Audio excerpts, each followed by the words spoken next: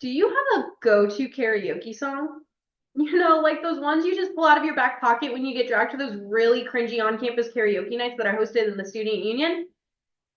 No, just me. Great. Well, I sing Pat Benatar's Love is a Battlefield. You know the song. We are young, heartache to heartache, we stand. You know the song. Pat Benatar sings the song about love and how it's often a battleground where emotions clash and hearts get hurt. In today's dating world, this battlefield looks completely different, though. People are finding a ways to avoid the fight altogether. Hence, situationships, like ones I have been in, have become an increasingly common trend in today's dating culture, even earning one of Oxford Dictionary's Words of the Year in 2023. So today, let's dive into what is a situationship in this battlefield of love, why modern daters are choosing these romantic dynamics, and some impacts it's having on our emotional well-being. That's right, I did an info ADS. No solutions. No solutions. Time magazine did an article on this new type of relationship status, defining it as somewhere between a great love and a no strings attached lies a category of relationship, one that is emotionally connected, but without the needs of future planning or commitment. So this includes going on dates, building up intimacy, and, having that one-on-one special time. Obviously playing Rainbow Road on Mario Kart. Situationships are one of the fastest growing relationships trends, which has highlighted the desire of many singles for wanting an obligation-free relationship. In a 2022 Tinder year-end swipe report noticed that there was a 49% increase in its members adding the term situationship to their bios, with young singles saying that they prefer these types of relationships to build a relationship with less pressure. Don't get me wrong, I'm just as surprised as you that Tinder was able to do that math when most of my Tinder dates can't. Although situationships are touted as more than clearly defined than just a hookup, they still remain tremendously ambiguous with no clarity of commitment, boundaries, or future togetherness. In a 2024 YoungGov research study found that in the US, over 50% of people from the ages of 18 to 34 have been in a situationship at least once in their life. So with the rapid rise of these romantic rendezvous excuse me, turned into Scooby-Doo for a moment, but we are now captivated by these new types of relationships, one that is loosely defined, focused on exploration, and welcoming whatever outcome unfolds. Susan Abers, a psychologist for Cleveland Clinic, she found in a survey that she conducted that over 30% of today's generation would prefer to be in a situationship over a committed relationship. So why is that? Because the argument goes, it's about having fun and getting to be free and getting to discover ourselves through another person, with primary growth being our main reward. We should be proud that we've learned to embrace these gray areas. Us as humans are far too complex to be contained in such rigid categories. And this is now shown in the complexities and rapid rise of situationships. My coach told me this is when I should add a joke about the rise of Skywalker. But much like JJ, I'm way too lazy to come up with something on my own. These types of relationships challenge us to seek the same emotional intimacy that we often associate with romance in other places, especially our platonic friendships. In an optimistic sense, romantic love is more sacred, while non-romantic love flourishes. As we strengthen our platonic bonds, the lines between friendship and romance begin to blur, giving rise to a beautiful form of closeness that transcends traditional heteronormative definitions of love.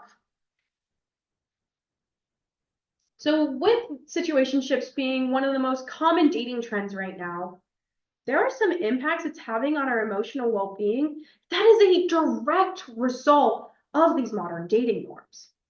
As someone who's been in a situationship before, I get their appeal. They offer flexibility and freedom, but also uncertainty and anxiety. Situationships can be tricky to navigate as we tend to crave control and tend to view things in black and white. Dating or not, romantic or not, committed or not, With that being said, with the prevalence of situationships, daters are experiencing emotional distress coupled up with psychological harm. And that's into addition with dealing with the idiots on my Tinder asking if the word thespian is referring to my sexuality.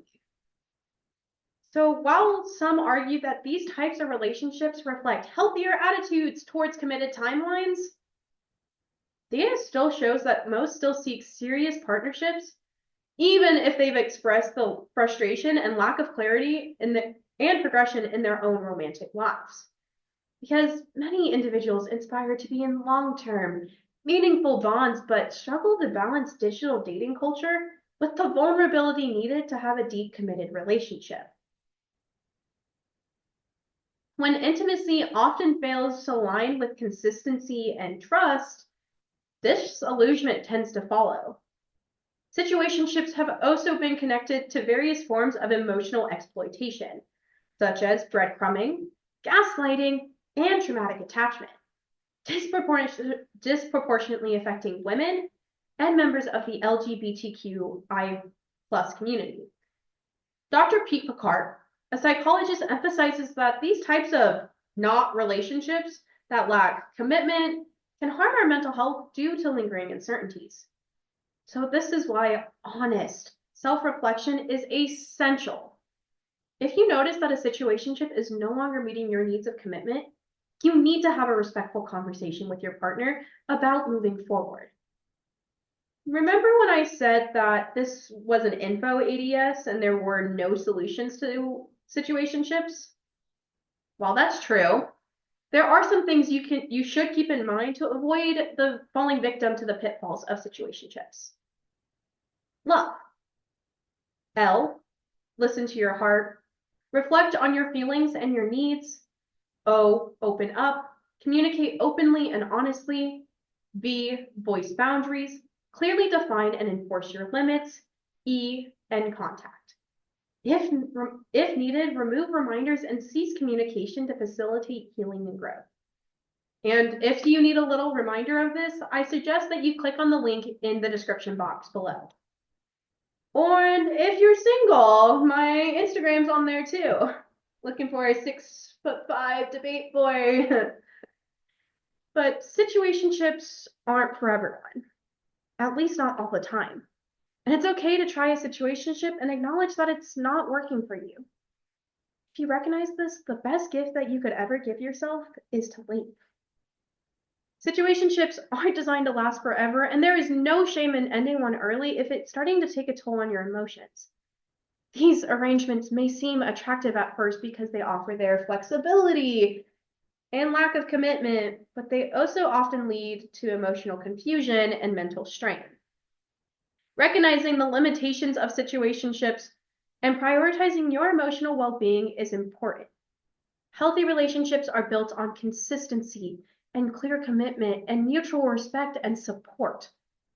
Pat Benatar's Love is a Battlefield captures this dynamic perfectly.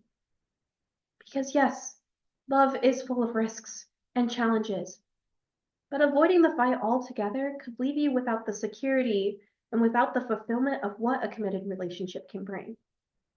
Because remember, we are young, and heartache to heartache, we stand.